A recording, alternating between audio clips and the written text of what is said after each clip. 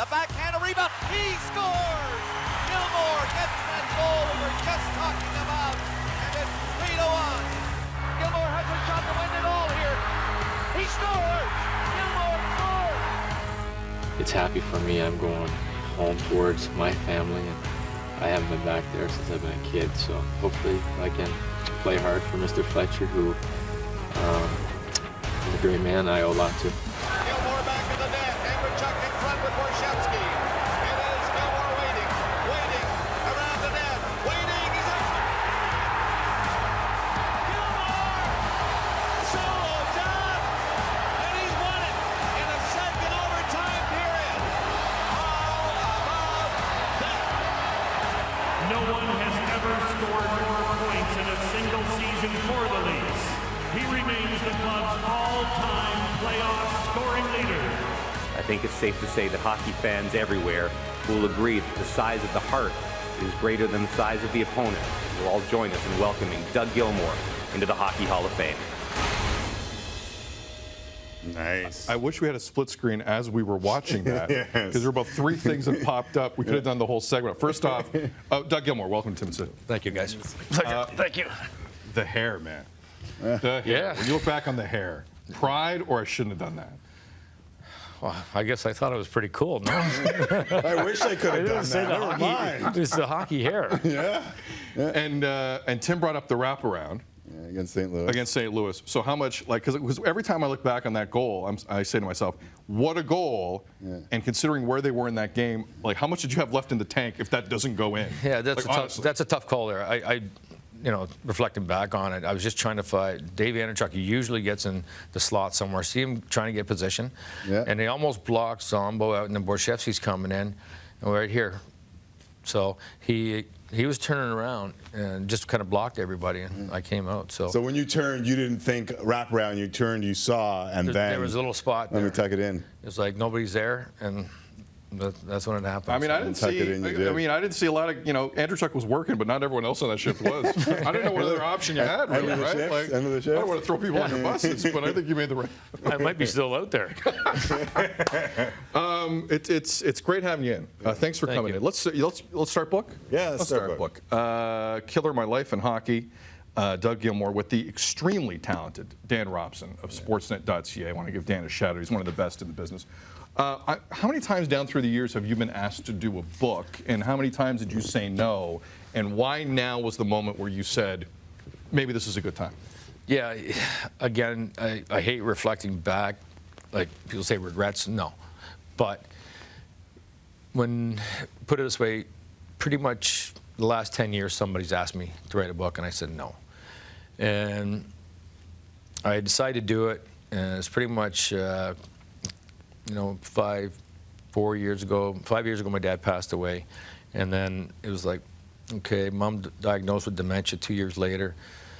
It's like, okay, maybe I have to give something back to them, and that's where I was at. And I wish I had more quotes from like that, kind of their story, but it was a fun write, and Dan did a great job. And to me, he was reminiscing about the stories that I forgot. Right. And that's what kind of, my sister brings up a story in there and some other stories, obviously. But it was, at the end of the day, it's good. Now, It's funny, like we've talked about a bunch of athletes after they write a book, and all of them are surprised when they do it about the experience, about what comes out when you dig a little deeper. So did you at least enjoy the experience of kind of going and reliving some of those moments? Yeah, for sure. And even the pictures, for that matter. You know what I mean? Like, there probably could have been another 100 pictures in there that we didn't get to. But it's, just, like I said, old teammates, whether it's family. Yeah. And there, my older sister, Debbie, tells about, when I burnt my foot. Yeah. At 2 years old, or not even that old, in a bathtub.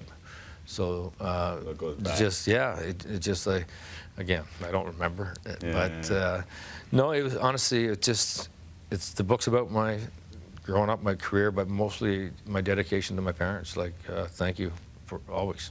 What was your dad like? Dad pushed. My brother David, he's 13 years older than I am. He played junior hockey in the minors for a little bit. He had played in London with Dan Maloney and Daryl Sittler, and so, you know, going through the junior ranks, I was mad when I got drafted 7th round to St. Louis, and you know, in my eyes, I'm better than that. And so I remember came to the game. We're in Cornwall, and I got in a fight with a guy named Mike Eagles, and Mike was a lefty, and so was I, but I didn't know that. Surprise, So surprise. It can be dangerous. Broke my nose, cheekbone. Went back to Kingston, straightened my nose up as quick as they could, and played with the visor on for a couple games, and then my brother more or less said to me, "Don't do what I did," meaning don't have a grudge, just go and play and work hard. And that's what my dad taught more than anything, was work ethic, and Mom was a support system. So. You know, it's funny, I think back to when I was young, and I'm the youngest of 4 boys. My dad played a little bit of hockey growing up. He coached them because they were good and I was terrible. But the best stories some of the best stories that I can remember are from those days, and not from, you know, me working in this business. Like, it seems like all those things that make you kind of the man that you are happen in those times. Do you feel like that was the same for you, and that kind of came out in the book? Yeah, it's just Mom and Dad, and my brother and my sister all worked at the penitentiary system. So growing up through Kingston, and at Grapes coached David in Rochester, and saw him play in the minors and stuff. It's one of those things that, you know, in the days of small town, you know, we didn't have a lot of AAA hockey, and you didn't have numerous teams. We just had one AAA team and one house league team. So if you made the all-star team, you made that, you also had to play house league. So you try to make the other players that aren't quite there yet better. So it was just try to make an even pool for the house league guys to get them to develop. So it was different times, and you know, some of the stories I can go back on with my dad, like, he was a guard for a while, and then he became a stores keeper. And back in my days as a kid, these GWG green Wrangler pants were the coolest thing in the world. I still have them. Well, they're still cool then. How's that? Well, I didn't get those. I got green prison pants that were left over. So That didn't go over as well as school. but as I say that, they put so much money into my equipment, you know, getting me to the rinks and everything else. And again, miss them both. So The draft in the 7th round, like, I mean, I know the phrase you threw out there, don't play with a grudge, don't hold a grudge, man. But there are times just watching you play. Did it help you at times? Like, how much of a motivator was that? Because there are moments where, when people really know your story, it's obvious you played with that edge and that chip on your shoulder, and that I am not that kind of player. You have no idea what kind of player I am. Well, I think when you get drafted like that, and you get that opportunity, like, I'm done junior. I could go back as an OA. I was over in Europe at the time, St. Louis. Harry Ness buys the team. Ron Cron comes in. They sign me. 2-year deal. I think it was 25, 65 minors pro. And I was like, okay, this is great. This is cool. I want to be here. It took 40 games for that to kick into a one-way contract. So I was very proud to get this. Everybody says, what's your best game? That 40th game my first year. So, what did it change to? What did it change the number from to? Well, 65, that's it. Didn't change. 65,000. But if they would have sent me down any time, I'm at 25. So it was like, Cement's dry at 40 games. now I'm good. Next year I'm 70. The year after that I'm 80. Nice. So, but just the growing up side of it, when people said you can't do it, and that's where the motivation really kicked in. And when I put my helmet on, I'm not the same person. I'm a different person. It's How would you describe that person? I might hurt you a bit. It does say killer in yellow. It lends to that. I'm not going to beat anybody up, but you're going to know I'm there. Right. And now, I know nowadays you can't do that, but in our days you could. So I'm going into a game. I'm not worried about the line I'm playing against. Yeah. I'm going to use a Chicago example. Chelios is going to run me every shift. Right. Marchman's going to take my knee out. Steve Smith's going to take my head off. These are the guys I got to watch. You didn't need game film to help you with that. No, no. As soon as the lineup's up on the board, and then as the forward you play against, you knew who to talk to in a different manner, and you get in their head. So I keep thinking about like the way the game's played now, and the way you at your size had to play the game. What would you do in this day and age with these rules, where some of those guys can't do what they did back in that day? it's just so different, guys. It's like when you stop hooking and even touching the stick kind of thing. Now well, we were, like I say it all the time, water skiing behind a 5-horse Merc. You know, you're just holding on to guys every time. My kids would say to me all the time when they go back and watch old game tapes, what are the rules? You don't have. Some referees ask the question every night as well. Yeah, like, well, but you could hook, you could do whatever you want. And so, you know what Tom Watt used to say is Hudson Bay rules, and all the time, like just different times. And I respect.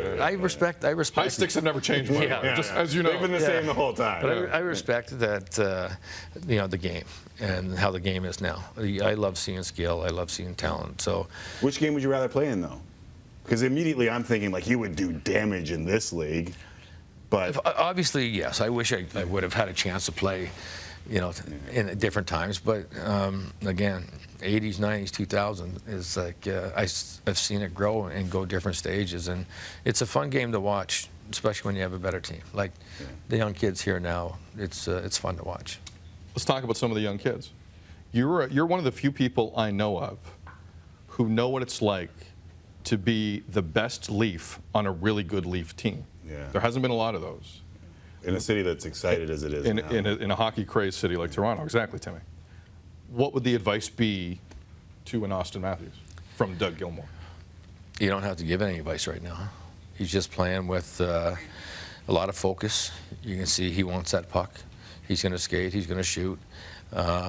He's doing all the right things.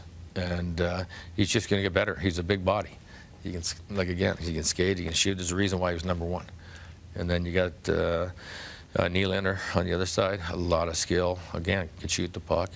To me, he's pretty much underrated still. So you think he can get a lot better than this? Nylander? Yeah. Oh, he's good. Like he's going to get a lot better. And obviously Matthews going to continue. And then, you know, for me, my favorite player is Mitch. So. Right. And you know, Mitch is going to obviously get a couple points the other night. And does Mitch know that he's your favorite player? Yeah.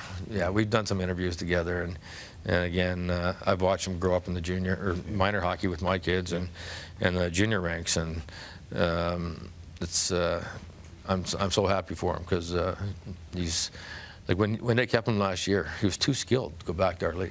Right. Why go back again? Like right. and the then, OHL, yeah. Yeah. So now you got him, and as you see, the game's changed. It's a little bit younger than when I played. So what about off the ice? Because is it true? I heard this story, and you got to tell me if it's true. I heard a story once that you were walking in and around the gardens, and you decided in order to throw the scent off, you put on your own jersey, because Doug Gilmour would never be wearing his own jersey. Is that true? Yes.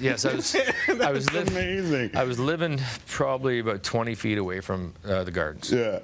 And we had an open practice. So it was kind of like the skills competition kind of thing in those days. Yep. And so Felix is in the same building, and he's asking me, how are you going to get over there? So I don't know, how are you going to get over there? Because it's all lines around. Up all around, yeah. And you can't get in. And it's like, okay, well, I'll see you over there. And so I had a jersey, and I put that on, ball hat, sunglasses, stood in line until I got to a door that I know I could get in, and as soon as I get there, the security guy said, you can't come in here, and took my glasses.